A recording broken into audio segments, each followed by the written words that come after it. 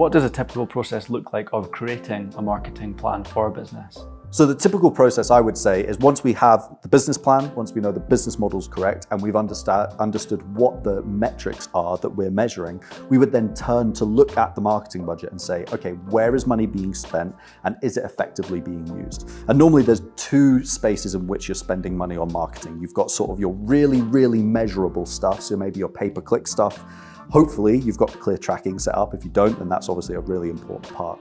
You're looking at one side where you're saying, okay, we've got really, really clear things that we can track. We can spend X here and we can see X return. So we got that side of it. And then we have the other side of it where you can't necessarily see a direct money out, money out and then money in kind of exchange. And that's maybe stuff like SEO. You can't see the direct impact of that potentially. You've got organic content, you've got kind of sales processy stuff, you've got general social content. So those are the two areas that we would look at. Even things like advertising on roundabouts, sponsoring football teams. You know, like there's so many other places where you can spend money where you can't measure the direct return. And so at that point, we would then look at the business plan and say, okay, who's our customer? Where are we trying to get to?